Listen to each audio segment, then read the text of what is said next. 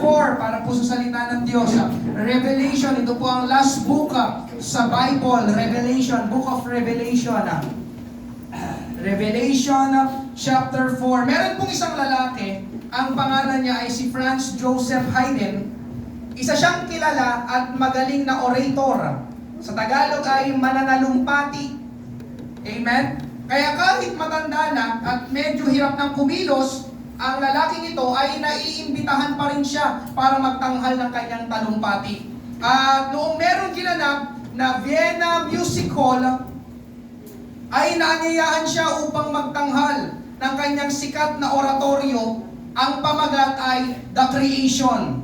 Pero medyo may edad na siya nito at naka-wheelchair na. Pero inimbitahan pa rin siya dahil napakagaling niya magtalumpati.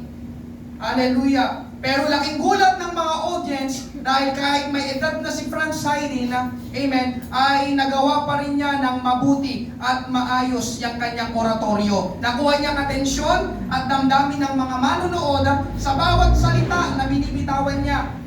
Pagsabi ni Haydn ng linyang, "There was light."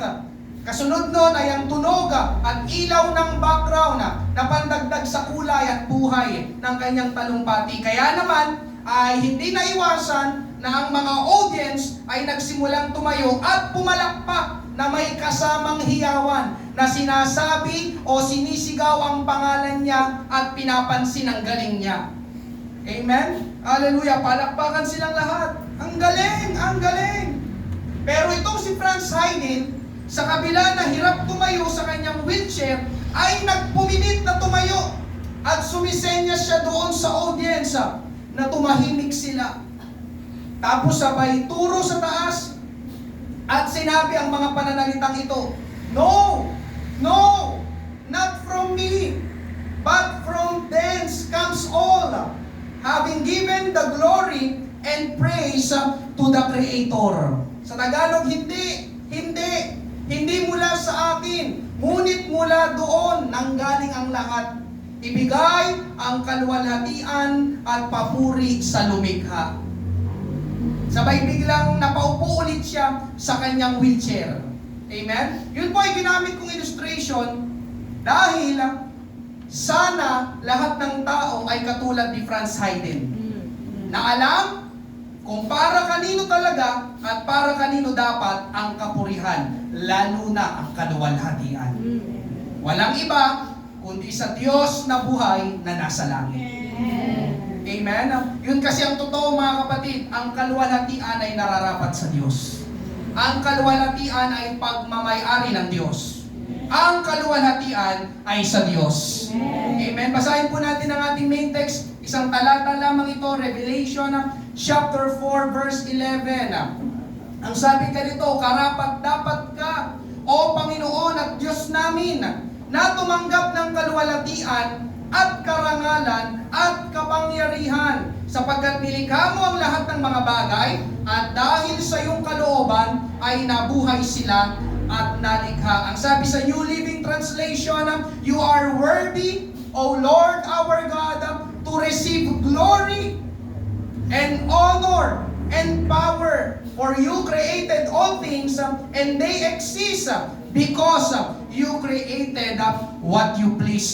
Pagpalain ng Diyos ang pagkabasa ng kanyang salita. Tayo po'y sandaling manalangin. Panginoon, marami pong salamat sa gawain ngayong gabi. Salamat sa bilang ng mga mananampalataya na dinako mo sa lugar na ito. Personal kang mangusap, Panginoon, sa bawat isa, O Diyos, tungkol sa paksa na ito na maipapangaral ngayong gabi. Malaya at makapangyarihang pagkilos ng banal na Espiritu, Panginoon Diyos, na aming malaman, aming maunawaan, Panginoon, na ang kapurihan, karangalan, kapangyarihan at kalwalhatian ay sa iyo lamang, Panginoong Jesus. Marami pong salamat, Panginoon. Ito po ang aming panalangin sa pangalan ni Jesus. Lahat ay magsabi na Amen! Palakpakan natin ang ating Panginoon. Praise God. Nais ko pong mangaral sa paksang ito, glory belongs to God. Amen? Glory belongs to God. Ang kalwalhatian ay sa Diyos. Amen? Una po natin pag-usapan ngayong gabi, claiming and taking away God's glory. Claiming and taking away God's glory. Inaangkin at inaalis ang kalwalhatian ng Diyos. Tayo po'y nabubuhay mga kapatid sa panahon na ang mga tao ay sabik sa karangalan at kaluwalhatian. At lahat po ng iyon ay nag-umpisa sa isang anghel. Sino yon? Si Lucifer. Amen? Sabi sa Isaiah chapter 14 verses 12 to 14, nahulog ka mula sa langit, ikaw na tinatawag na tala sa umaga. Ibinagsak ka sa lupa, ikaw na nagpasuko ng mga bansa. Sinabi mo sa iyong sarili, aakyat ako sa langit at ilalagay ko ang aking trono sa itaas ng mga bituin ng Diyos. Uupo ako sa itaas ng bundok na pinagtitipunan ng mga Diyos sa bandang hilaga. Verse 14, aakyat ako sa itaas ng mga ulap at magiging kagaya ng kataas-taasang Diyos. Ito po'y si Lucifer, mga kapatid, ang sabi niya sa bandang dulo, aakyat ako sa itaas ng mga lupa at magiging gaya ng kataas-taasang Diyos. Amen? Gusto niyang maging kagaya ng Diyos. Gusto niyang angkinin ang kaluwalhatian na ang Diyos lang dapat ang nagmamayari. Amen? At alam niyo mga kapatid, ganon pa rin ang pamamaraan na ginamit niya sa tao, kay Adan at kay Eva, para sila ay magkasala laban sa Diyos. Amen? Alam natin ang kwento, kapag binalikan natin sa Book of Genesis, ang sabi niya kay Eva, kayo ay magiging gaya ng Diyos. At simula nang marinig yun ng tao, ako, magiging gaya ng Diyos. Mula noon hanggang ngayon mga kapatid, ay yun na ang ninais at hinangad ng tao. Amen? Kaya nahulog sa tukso ang tao, kinain nila yung hindi dapat nila kinain dahil ang pangunahing dahilan mga kapatid ay gusto ng tao maging gaya ng Diyos. Kapag kinain ko to, ako yung magiging gaya ng Diyos. Amen? Anong ibig sabihin na gusto ng tao na maging gaya ng Diyos? Ibig sabihin mga kapatid ay gusto ng tao maging makapangyarihan. Ang Diyos ay makapangyarihan. Amen po ba? Amen. Lahat ay kayang gawin ng Diyos. At yun din ang gusto ng Diyos na maangkin, maging makapangyarihan. Kaya di ba mga kapatid, kapag eleksyon, gagawin lahat ng tao, manalo lang sa halalan. Tama ba? Para saan? Para sa pera? Para sa posisyon? Para sa kapangyarihan. Amen? Hallelujah! Ang totoo mga kapatid, amen, huwag na tayong magbulag-bulagan. Iilan lang sa ating mga public servant ang tumakbo sa posisyon sa ating pamahalaan para talaga maglingkod sa bayan. Nagsisinungaling ba ako ngayong gabi? Bakit sila tatakbo? Para sa pera, para sa posisyon, para sa kapangyarihan. Dahil kapag nasa tao, ang mga bagay na yun, mga kapatid, magagawa niya ang anumang gustuhin niya. Amen? Hallelujah! At kapag ang tao ay may pera, nasa posisyon, at may kapangyarihan na gawin ang anuman, mapapasa kanya ang kaluwalhatian. Amen, di ba? Parang yung tingin ng mga tao, di ba? Nanlilit tayo sila naman, di ba? Parang yung dumadakila, tumataas sila. Amen? Naka-chest out pa.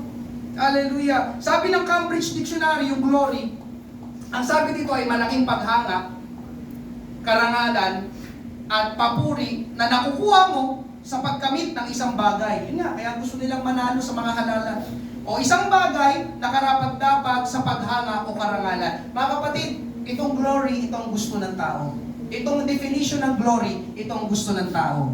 Siya ay pinapalakpakan. Siya ay pinupuri. Siya ay hinahangaan. Tama ba? Hallelujah. Meron tagpo sa Bible na ang mga Hudyo, nang marinig nila ang pangangaral ng Panginoong Hesus, ay nanampalataya naman sila.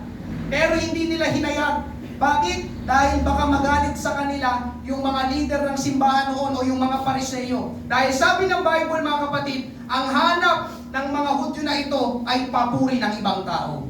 Sabi sa John 12:42-43, gayon man, maging sa mga pinuno ay maraming sumampalataya sa Kanya. Subalit dahil sa takot sa mga Pariseyo ay hindi nila ito ipinahayag. Baka sila'y mapalayas sa sinagoga. Tignan nyo sabi sa verse 43, sapagkat inibig nila ang papuri ng mga tao kaysa papuri ng Diyos. Alam ko, maganda yung turo ni Jesus. Nananampalataya kami. Kaya lang, hindi nila binocalize, hindi nila sinabi talaga, baka may makaalam, baka may marinig, at kapag narinig nila, magagalit sila sa atin. Kaya wag na lang natin sabihin. Amen? Mga kapatid, ito ang gusto ng tao. Kahit sa panahon natin ngayon. Ano yon? Glory to me. Amen? Katulad dito sa ating binasa, merong mga tao na kahit nangusap at nagpakilala sa kanila ng hayagan ng ating Panginoon, isasantabi nila ang katotohanan ng Biblia para saan? Para sa pansariling kaluwalhatian. May mga tao katulad dito, okay lang. Amen? Na hindi ko sabihin na ako'y born again na ako'y isang mananampalataya na huwag lang magalit sa akin ng mga tao. Bakit? Dahil ang hanap nila ay papuri ng mga tao. Amen? Hindi nila maisuko ang kasikatan. Alam niyo ba mga kapatid, may mga tao na galing sa church, pero nang sila'y ma-discover sa kanilang talent at sumikat, iniwan nila ang Panginoon at nag-focus sila sa kanilang kasikatan. Alam niyo ba yung mga ganon? Yes. Dito sa Pilipinas, maging sa Hollywood, alam niyo na may mga sikat na singer, nagsimula sila sa loob ng local church. Sila yung mga song leader, mga ginagamit dito sa harapan para pangunahan yung mga awitan. Kaya lang yun nga, sa ganda ng boses nila, merong nakadiscover, tapos aanyayahan sila para pumasok sa Hollywood o magiging celebrity. At yun na, hallelujah, kapag nandun ka na sa entablado, nakagaya ng ganito, na merong mga ilaw. Amen. Nasa yung spotlight. Nagpapalakpakan yung mga tao. Sa church, ginagawa ko ng lahat. Di pa rin ako pinapansin. Dito na lang ako. Amen po ba? Kung hindi ako nagkakamali, mga kapatid, tama ba, Lingko? Mayroon tayong mga artistang babae ngayon. Tama ba yun? Katulad ni, ang hirap. Hindi ko na lang i-mic. Alam niyo ba si Maris Racal? Kaya si Maris Racal? Amen. Alam niyo ba dumadalo siya dati sa Potter's House, Davao? Pero nasan siya ngayon? Ang gusto ko, glory to me. Tama ba? Tama, Liko, di ba? May nagsabi na, no? May video pa na dati na clip, no? Talagang umatin siya. So, yun lang. Pinapiwan ko lang, amen. Hindi ko na minay. Secret na lang natin. Mga kapatid, ito pong panahon natin ngayon. Gagawin lahat ng tao, mapansin lang siya. Amen? Kaya nauso ang mga vlogging. Ang pangunahing dahilan talaga ay para sumikat at makilala. Kasi kapag sikat ka, kapag kilala ka, pupurihin ka. Aangaan ka. VIP ang trato sa'yo. Pa-picture naman. Amen? At yung tao naman na pinupuri at hinahangaan, ang sarap ng kanyang pakiramdam. Alam niyo mga kapatid, walang tao na hindi nasisiyahan kapag naluluwalhati. Ulitin ko, walang tao na nasisiyahan kapag walang tao na hindi nasisiyahan kapag naluluwalhati. Gustong-gusto ng tao yun. Amen po ba? Amen. Talaga? Pogi ko? Ang ganda ko? Ikaw talaga!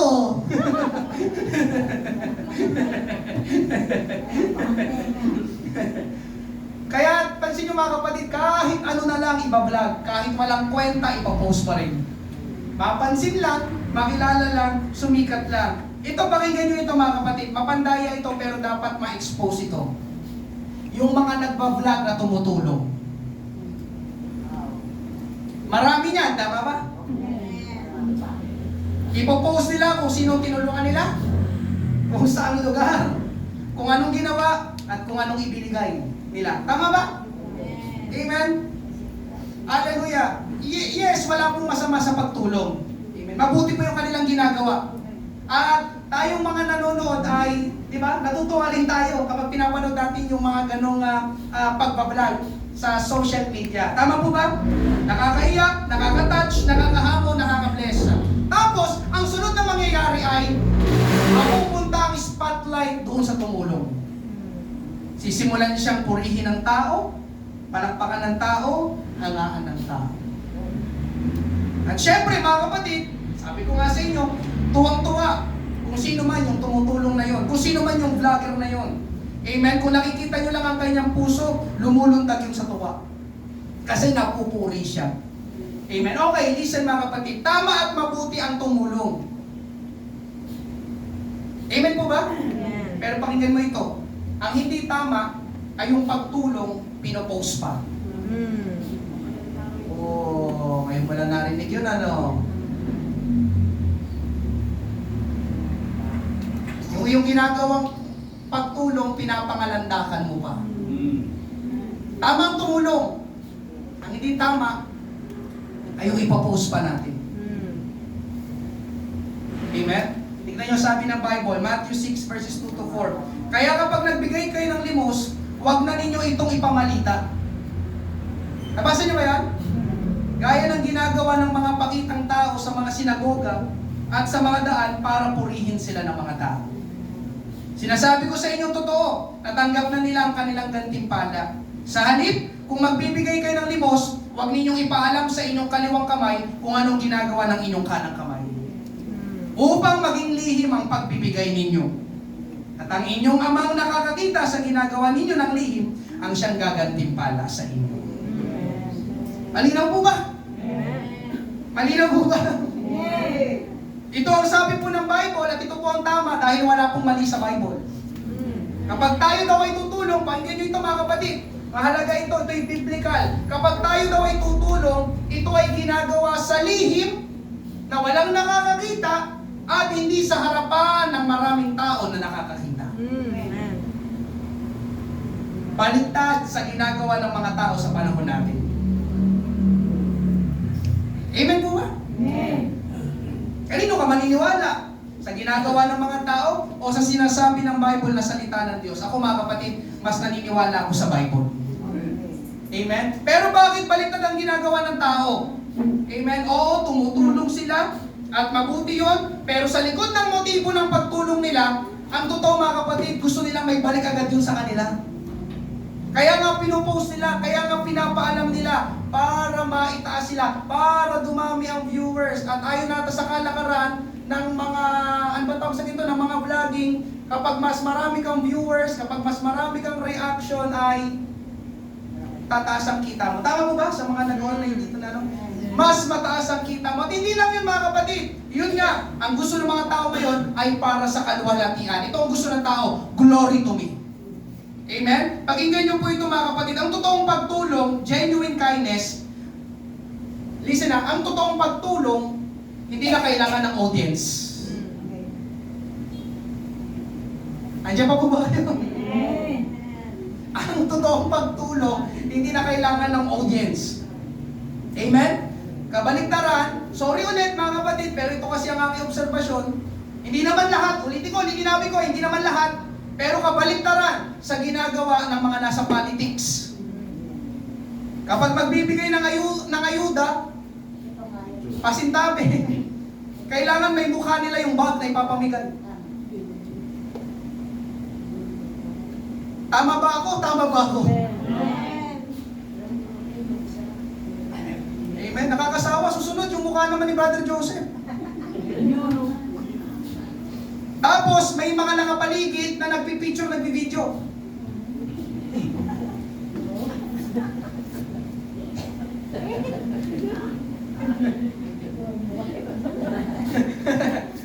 Bakit itong magbibigay? Wala pa yung camera. Camera muna, camera. Okay, dyan lang, dyan.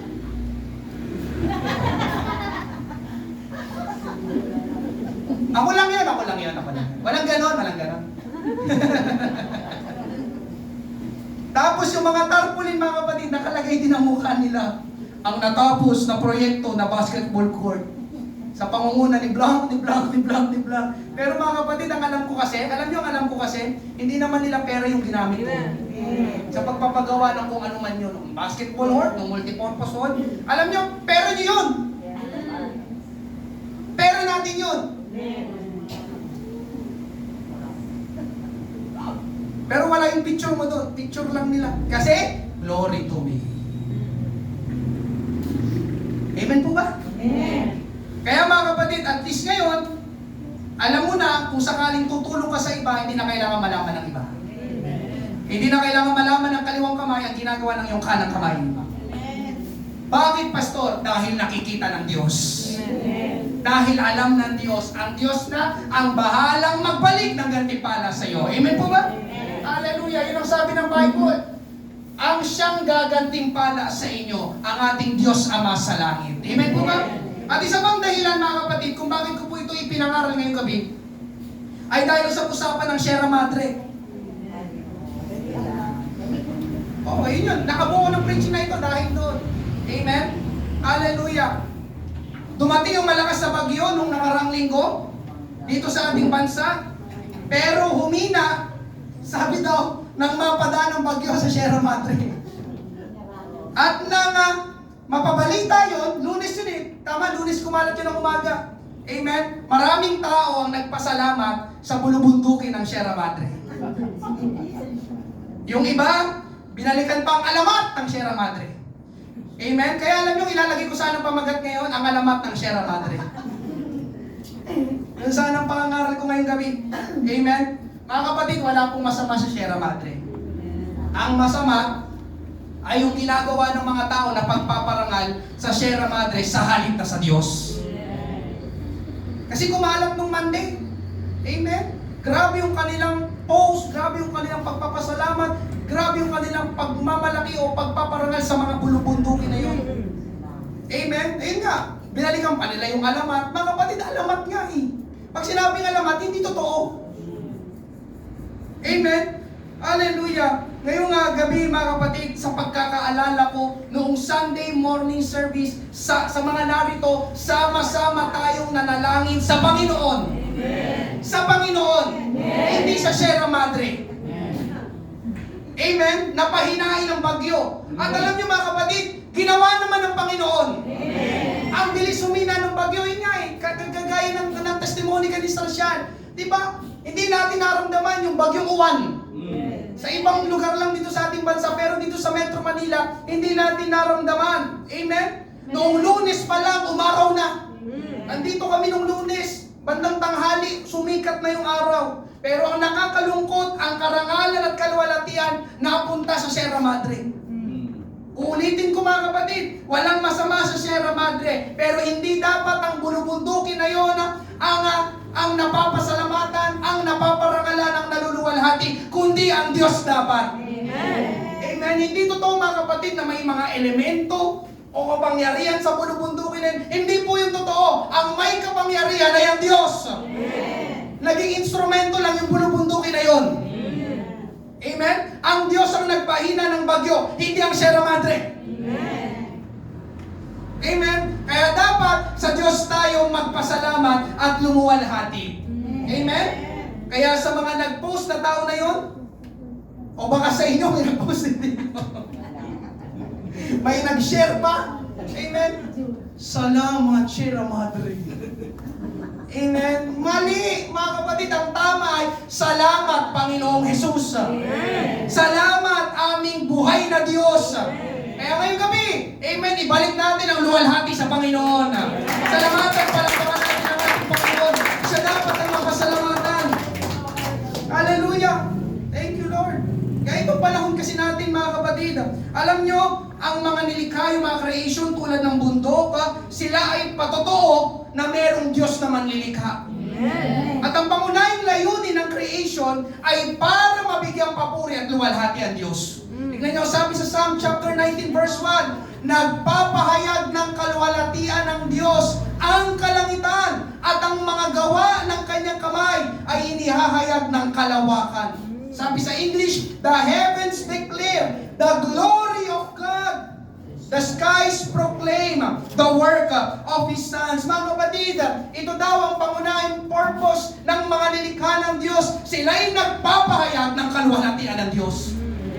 Kaya dapat hindi sa kanilang luwalhati, ang luwalhati ay sa Diyos. Amen? Hallelujah. Kaya lang ang problema ng mga kapatid ay sumama ang tao. Amen? Yun yung kanina sa bandang una ng first point. Ang ginagawa ng tao, mga kapatid, ngayon, kung hindi aangkinin ang kaluwalhatian ng Diyos, aalisin ang kaluwalhatian ng Diyos. Kaya ang first point, claiming, taking away God's glory. Sinabi po ito sa Bible, Romans chapter 1 verses 20 to 21, talon tayo ng 25. Mula pa ng likay ng sanlibutan, ang kanyang walang hanggang kapangyarihan at pagka-Diyos, bagaman hindi nakikita, ay naunawaan at nakita sa pamamagitan ng mga bagay na kanyang ginawa, upang wala silang maidadahilan. Sapagkat kahit kilala nila ang Diyos, siya ay hindi nila niluwalhati bilang Diyos. Ni pinasalamatan man, kundi naging walang kabuluhan sa kanilang mga pangangatwiran at ang mga puso nilang walang katuturan ay nagdilim. Verse 25, ito yung ginawa ng mga tao ngayon. Sapagkat pinalitan nila ng kasinungalingan ang katotohanan ng Diyos at sila'y sumamba at naglingkod sa nilalang sa halik na sa lumalang. Biblical. Amen po ba? Na siyang pinupuri magpakailanman. Amen. Ito pong nangyayari ngayon, mga kapatid. Inaalis ang kaluwalhatian ng Diyos, pinapalitan ng kasinungalingan ang katotohanan. Pangalawa, pag-usapan po natin yung consequences. Amen? Kapag inangkin natin o inalis natin ang kaluwalhatian ng Diyos. Una, mga kapatid, na consequence, they became fools. Ang mga tao ay magiging mangmang. Amen? Basahin natin ulit yung Romans chapter 1. Verses 21 to 22.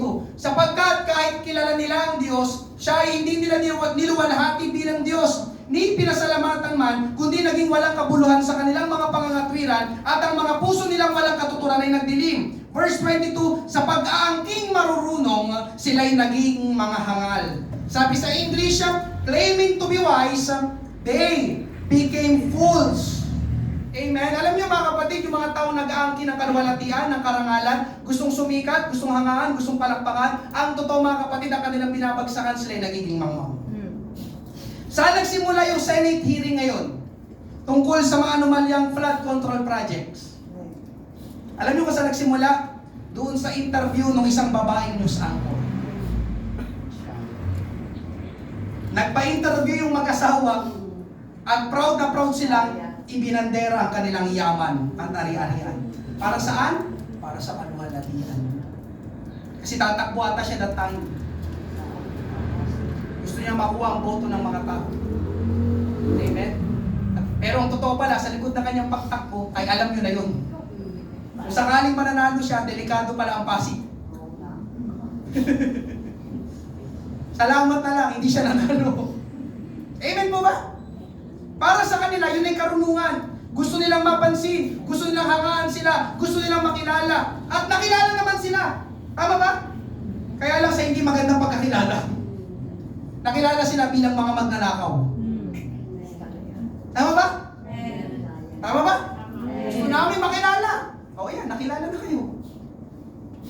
Amen? Hallelujah! Meron pang isa, mga kapatid, yung artista na sinasangkot din sa korupsyon ng flood control, nagpa-interview yung kanyang nanay. Kilala nyo siguro yun, pinakita ka nilang hasyenda at ari-arian sa bandang Batangas. Naka-jet ski pa siya para ma-impress ang tao. Pero kabaliktaran, naungkat ang history ng pamilya nila. May kaso pala noon ang padre di pamilya nila na may kinalaman sa sindikato. Amen?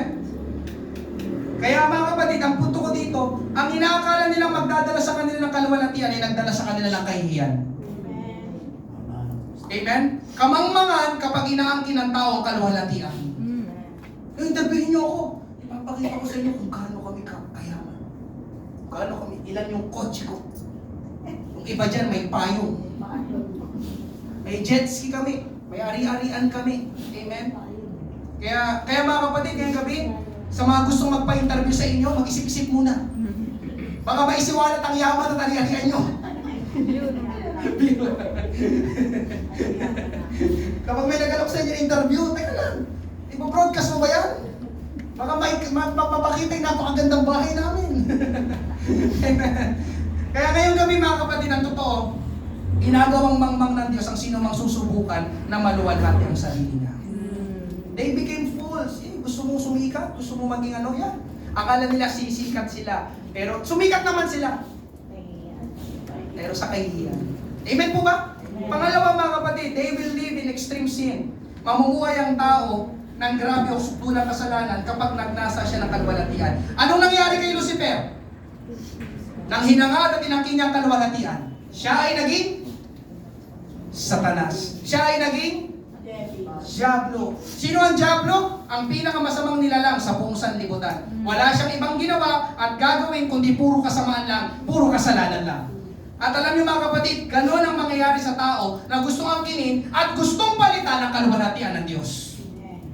Tuloy natin yung pagbasa. Binasa natin kanina Romans chapter 1. Ngayon, basahin natin yung verse 23 hanggang 31. Mahaba po ito, sundan niyo ako sa pagbasa. At ipinagpalit nila ang kalwalatian ng Diyos na hindi nasisira sa mga imaheng kahawig ng tao na nasisira at ng mga ibon, ng mga hayop na may apat na paa, at ng mga gumagapang. Kaya dahil sa mga pagnanasa ng kanilang mga puso, ay hinayaan sila ng Diyos sa karumihan upang lapastanganin ang kanilang mga katawan sa kanilang sarili. Sapagkat pinalitan nila ng kasinungalingan ang katotohanan ng Diyos at sila'y sumamba at naglingkod sa nilalang sa halip na sa lumalang na siyang pinupuri magpakailanman. Amen. Dahil dito'y hinayaan sila ng Diyos sa mga mahahalay na pagnanasa. Ipinagpalit ng kanilang mga babae ang likas na pakikipagtalik sa di likas. At gayon din naman ang mga lalaki, nang iwan ang likas na pakikipagtalik sa mga babae, ay nag-alab sa kanilang pagnanasa sa isa't isa. Grabe. Pares daw lalaki, nag-alab sa isa't isa. Gumagawa ng kahalayan ng mga lalaki sa mga kapwa lalaki. At tumatanggap sa kanilang sarili ng kaparusahan ng kanilang pagkakamali. At palibhasa ay hindi nila minabuting kilalanin ang Diyos. Hinayaan sila ng Diyos sa isang mahalay na pag-iisip upang gawin ang mga bagay na hindi nararapat, na puno sila ng lahat ng uri ng kasamaan. Nabasa niyo ba yun? Kalikuan, kasakiman, kahalayan, at puno ng inggit, pagpaslang, pag-aaway, pandaraya, katusuan, mahihilig sa chismis. Hindi ako nagsabi. Amen, amen. Binanggit talaga yung salitang chismis. Amen. Ano bang gamit kong translation dito? Ito ata ay AD tag, ang Biblia Tagalog ata ito. Delikado pala. Yung mga nagchichismis pala, amen? Inaalis pala nilang kalwalatian ng Diyos.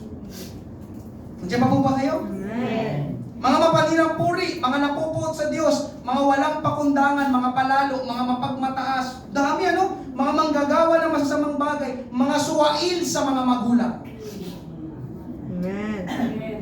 Can you say amen, young people? Amen. Mga hangal, mga hindi tapat sa kanilang mga pangako, hindi mapagmahal, walang awa. Mga walang awa. Mga kapatid, nabasa natin ang haba ng listahan. Kakilakilabot ang sasapitin at magagawa ng tao kapag inaangkin nila ang kalwalatian na dapat ay sa Diyos. O kapag pinapalitan o inaalis nila ang kalwalatian na dapat ay sa Diyos.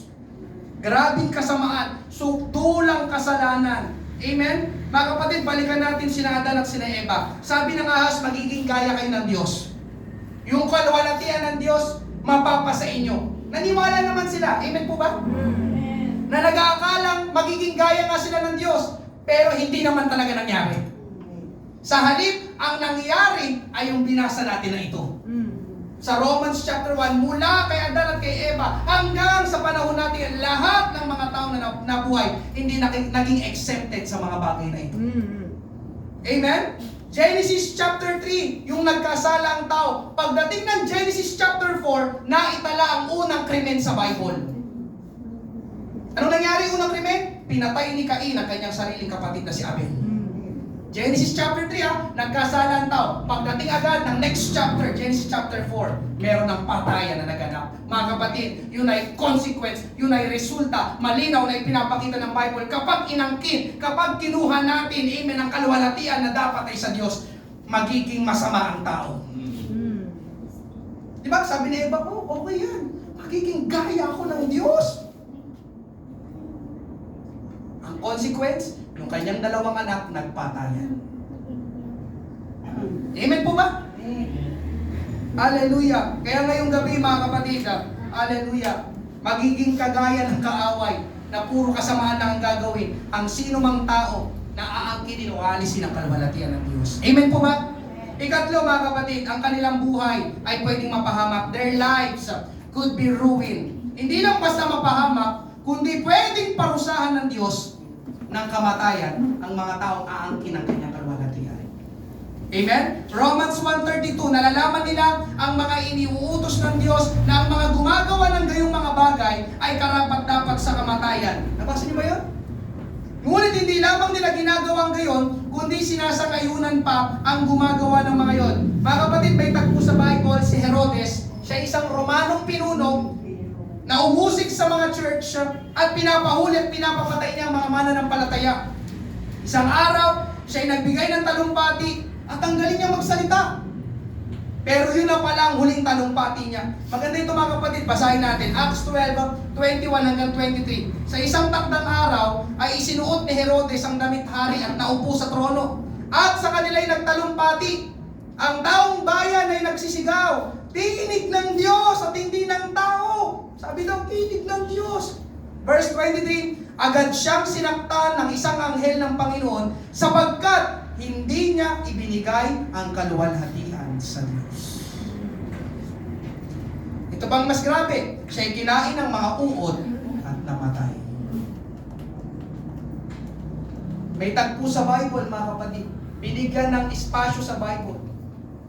Amen, ang isang tao na inangkin niya ang kaluwalhatian na dapat ay sa Diyos. Amen? Mga kapatid, ngayong gabi, hallelujah, nakakatakot palang angkinin ang kaluwalhatian na dapat ay sa Diyos lang. Nabasa niyo ito? Amen? Agad siyang sinaktan ng anghel ng Panginoon sapagkat hindi niya ibinigay ang kaluwalhatian sa Diyos. Ito po yung pagpapakita na hindi natutuwa ang Diyos kapag hinaangkin ng tao ang kaluwalhatian na dapat ay sa Diyos lang. Kaya alam niyo mga kapatid, kung sakali lang, kung gagawin ito ng Diyos sa panahon natin ngayon, siguradong ang daming mamamatay. Amen po ba? Amen. Kung gagawin ito ng Diyos sa panahon natin ngayon, ay nako. Hallelujah. Kasi lahat ngayon gusto glory to me. Sila ang napapansin. Pero yun pala ay mali. Maling gawain, masamang attitude. Mga kapatid, ang totoo, may mga bagay na ipinagkaloob ang Diyos sa atin. At salamat sa Panginoon. Subalit may mga bagay na hindi ipinagkaloob ng Diyos sa atin na dapat ay sa Kanya lang. Alam niyo ba mga kapatid, tatlo ito, tatandaan niyo ito palagi. Tatlong bagay na dapat ay sa Diyos lang, na wag mong aangkinin. Lagi ko itong napakinggan ko na ito noon, pero hindi na ito nawala sa isipan ko. Tatlo ito. Amen? Una, kaluwalhatian. Pangalawa, tithes. Pangatlo, vengeance. Kaluwalhatian, ikapu, paghihiganti. Hindi mo yun pwedeng angkinin. Sabi ng Panginoon, vengeance is mine. Hindi mo kailangan gumanti, ako ang gaganti. Amen po ba? Amen. Ang tamang gawin kapag may kasama ka ng loob, magpatawad. Ang sabi ko, magpatawad. Amen. Ang tatlong yun, tatanda mo yun. Tingnan mo hanggang ngayon, hindi ko yung makalimutan. Kaluwalhatian, ikapu, paghihiganti. Nandiyan pa po ba kayo? Amen. Kapag kinuha mo yung tatlong bagay na yon, delikado ka. Sabi ng Panginoon, mayroong mga pagmamayari na sa akin ay dapat lang hindi nyo pwedeng galawin. Even yung tithes, hindi natin pwedeng galawin. Kaluwalhatian, hindi natin pwedeng angkinin. Nandiyan pa po ba kayo? Amen. Mga kapatid, kaya ikatlo, amen, ito yung panghuli, giving back the glory to God. Pagbabalik ng kaluwalhatian sa Diyos. Dahil ang kaluwalhatian, mga kapatid, ay tanging sa Diyos lang. Amen? Hindi lang hinayag ng Diyos ang kanyang kaluwalhatian sa pamamagitan ng mga nilikha, kundi nang bumaba ang Diyos dito sa lupa, nagkatawang tao, ang ating Panginoong Hesus, ang anak ng Diyos, God in the flesh, inihayag niyang muli ang kanyang kaluwalhatian. Tingnan niyo mga kapatid, ang sabi sa Luke chapter 2, ito isang Christmas story. Verses 8 to 11, tapos 13 to 14. Sa lupain iyon ay may mga pastol ng tupa na nasa parang na nagbabantay sa kanilang kawan sa gabi. Tumayo sa tabi nila ang isang anghel ng Panginoon at ang kaluwalhatian ng Panginoon ay nagliwanag sa palibot nila.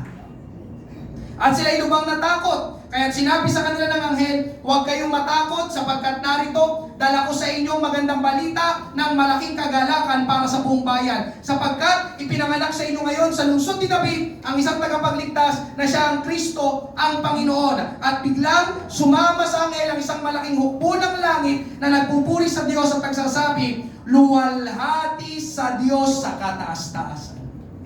At sa lupa'y kapayapaan sa mga taong kinalulugdan niya. Mga kapatid, pati ang mga anghel, alam nila na ang kaluwalhatian ay sa Diyos lang. Amen.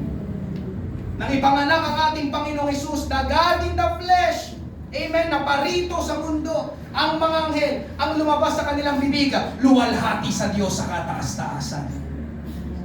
Amen? Mga kapatid, itong totoo, kung nasaan ang Diyos, naroon ang kanyang kaluwalhatian. Amen? At kapag pinalikan natin yung ating main text, yun ay galing sa Revelation. Ang Book of Revelation, mga kapatid, ay revelation ng Diyos kay John sa mga mangyayari sa hinaharap at nangyayari sa langit. Pero dahil sinulat niya, ay nabasa na rin natin. Pinasilip ng Diyos ang ilang nagaganap sa langit. At alam niyo mga kapatid, ang isang gagawin natin sa langit ay yung ating main text. Revelation chapter 4 verse 11. Karapat-dapat ka, O Panginoon at Diyos namin, na tumanggap ng kaluwalhatian at karangalan at kapangyarihan sapagkat nilikha mo ang lahat ng mga bagay at dahil sa iyong kalooban ay nabuhay sila at nalikha. Mga kapatid, ito daw ang isang gagawin natin sa langit. Magsasabi at magbibigay tayo ng kaluwalhatian sa Diyos. Kaya kung gusto mong ikaw ay naluluwalhati, hindi ka pwede sa langit. Amen po ba? Amen. Kapag gusto mo natataas ka, gusto mo ikaw ang napaparangalan, gusto mo ikaw ang VIP, gusto mo ikaw ang bida, sorry, hindi ka pwede sa langit. Bakit, Pastor? Dahil sa langit, isa lang ang bida. Isa lang ang sikat. Isa lang ang pinupuri. Isa lang ang sinasamba. Isa lang ang hinahangaan. Isa lang ang niluluwalhati. Ang ating Panginoong Hesus lang. Amen. Amen po ba? Hallelujah! Kaya kapag binasa nyo rin ang verse 10, bago itong verse 11, ang 24 na matatanda ay nagpapatira pa sa harapan ng nakaupo sa trono at sumasamba doon sa nabubuhay magpakailanman at inihahagis nila ang kanilang mga korona sa harapan ng trono na nagsasabi, yun na nga, yung binasa natin sa verse 11, karapat-dapat ka, Panginoon naming Diyos.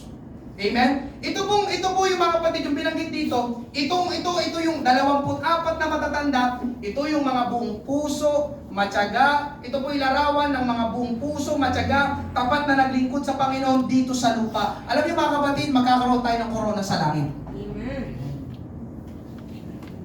Alam mo ba yan? Magkakaroon ang mga mananampalataya na nagtiis, buong puso, tapat na naglingkod sa Panginoon dito sa lupa. Pero ayon sa binasa natin, yung kanilang mga korona, inihagis nila sa harapan ng trono.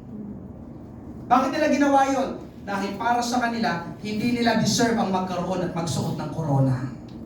Dapat, para sa kanila, ang Panginoong Hesus lang ang merong korona sa langit. Diba? Meron sila. Reward yun mga kapatid. Merong mga crowns sa Bible. Amen? Hallelujah. Pero binasa natin, hindi ako karapat-dapat magsuot nito. Ang dapat na may suot nito ay yung nasa harapan o yung nakaupo sa kanyang trono, ang ating Panginoong Hesus lang. Amen. Mga kapatid, ito ang pinapakita sa atin sa langit. Pero dapat, dito pa lang sa lupa, ginagawa na natin ito. Amen po ba? Amen. Kaya alam niyo mga kapatid, personally, hallelujah, ito'y aking testimony. Hallelujah, salamat sa Panginoon. Sa tuwing may pupuri sa akin, hindi pwedeng hindi ko sabihin, to God be the glory. Amen? Sasabihin ko kagad yun. Pastor, hallelujah, ganda ng pangangaral. Nangusap ang Panginoon sa akin. Ang unang lalabas sa bibig ko, sa Diyos ang kaluwalhatian. Amen? Dahil yun naman ang totoo. Amen po ba? Amen. Alam ko mga kapatid, instrumento lang ako. Ginamit lang ako ng Diyos. Kaya ako nakakapangaral sa inyo, kaya ako nakakatayo sa harapan ninyo, ito'y dahil sa biyaya ng Diyos. Pati lahat ng meron ako, biyaya lang ng Diyos. Amen. Amen? Alam niyo mga kapatid, pakinggan mo ito, kapag ibinibigay at ibinabalik natin ang kaluwalhatian sa Panginoon, inilalagay natin ang sarili natin sa tamang posisyon kung saan lang tayo nararapat. hindi ako mas mataas kaysa sa Diyos. Hindi ako mas mataas kaysa sa aking Panginoon. Kaya to God be the glory. Amen? Alam niyo mga kapatid, sinasabi ko sa panalangin ko, amen, ako'y isang aliping walang kabuluhan. Sinasabi ko yun, biblical yun, Lord, isang aliping walang kabuluhan. Kung hindi dahil sa Panginoon, hanggang ngayon, walang kabuluhan ang buhay ko. Pero salamat sa Panginoon, ako ngayon nakakapaglingkod sa Kanya ngayon, kaya ang kaluwalhatian ay sa Panginoon lang. Amen. At kapag ginagawa natin yun mga kapatid, tayo ay naiingatan. Kapag yun, ibinabalik mong kapurihan sa Diyos, every time na may hahanga sa'yo, every time na may pupuri sa'yo, ibalik mo agad ang kaluwalhatian sa Panginoon. Bakit? Sapagkat yan ay mag-iingat sa iyong puso. Amen. Mag-iingat sa pastor, mag-iingat na ikaw ay magmataas. Lagi mong tatandaan ang nangyari kay Lucifer. Hindi mo dapat itaas ang aking sarili. Salamat, pero sa Diyos ang kaluwalhatian. Amen po ba? Hallelujah! May nabasa ako na ganito mga kapatid. Ang halaga ng bola ng basketball ay maaaring mura lang. Pero kung yung bola na yon ay pinirmahan ni Michael Jordan, yun ay tataas ang halaga. Pwede umabot ng $1,000,000. Ang halaga ng bola ng golf ay maaaring mura lang. Pero kung yung bola na yon ay ginamit ni Tiger Woods, tataas din ang halaga nun. Ang halaga ng bola ng football ay maaaring mura lang. Pero kung yun ay ginamit sa laro at binato ni Peyton Manning, ito po yung mga kilalang tao, tataas din ang halaga nun. Alam niyo mga kapatid, ganun din tayo. Tayo ay nagkakahalaga hindi dahil sa atin, kundi dahil sa Panginoon na gumagamit sa atin. Sabi nga dyan, amen, it is not the instrument that gives value, it is the one using the instrument. Tayo yung mga instrumento lang. Ako'y instrumento lang at ginagamit lang ako ng Panginoon. Amen po ba? Nagkakaroon tayo ng value dahil sa gumagamit sa atin. Kaya alam nyo mga kapatid, hallelujah, ngayong gabi sa akin pagtatapos, ako'y naniniwala na kung nakakapagsalita lang ang bulubundukin ng Sierra Madre, pagsasabihan niya ang tao. Totoo yun. Kung magsasalita lang yun, sa ginawa ng mga tao noong Lunes, amen, pagsasabihan niya ang tao, itigil niyo yan. Itigil niyo yan. Amen. Huwag niyong ibigay ang kaluwalhatian sa akin. Ginamit lang ako ng Diyos. Oo, tama.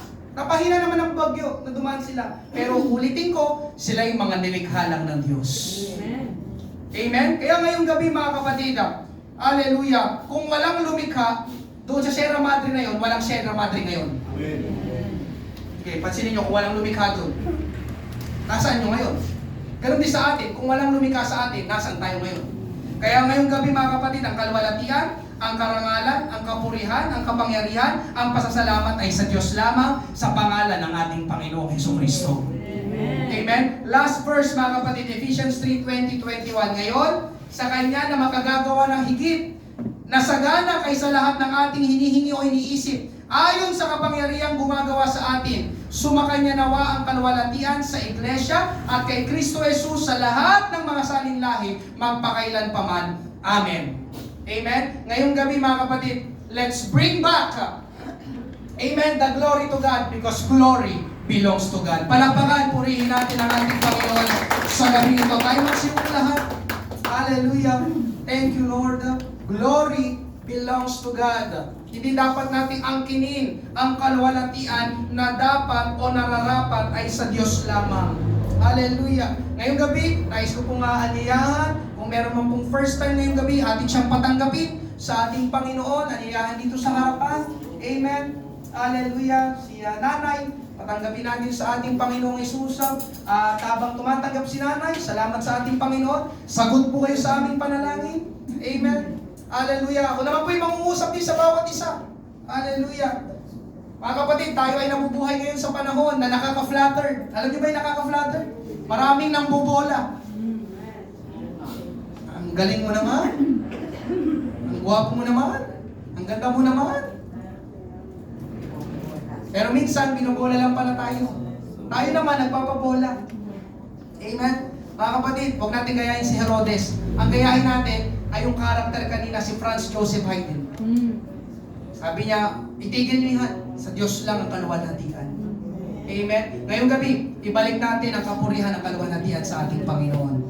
Inaanyayahan ko pong bawat isa. Binubuksan po natin ang ating altar. Pasalamatan natin ang ating Panginoon. Marami ang natakot nung nakaraang bagyo. Dahil super typhoon, mas malakas pa daw sa Yolanda. Pero salamat sa Panginoon, nanalangin tayo, pinahina niya ang bagyo na ito. Kaya glory belongs to God. Hallelujah. Sa Kanya lang ang kalwalatian. Sa Kanya lang ang pasasalamat. Sa Kanya lang ang karangalan. Sa Kanya lang ang kapangyarihan. Thank you, Lord. Hallelujah. Thank you, Jesus. Lord, tulungan mo kami, maingatan at mabantayan namin ang aming puso, Panginoong Diyos, laban sa pagmamalaki, laban sa pagmamataas, na siyang inaasam-asam, hinahanap, hinahangad ng mga tao sa aming kapanahunan. Ito'y hindi tama, Panginoong Diyos, sapagkat sa iyo lang dapat ang pinakamataas na papuri at pagsamba, karangalan, kalwalatian, sa iyo lamang, Panginoon. Hallelujah.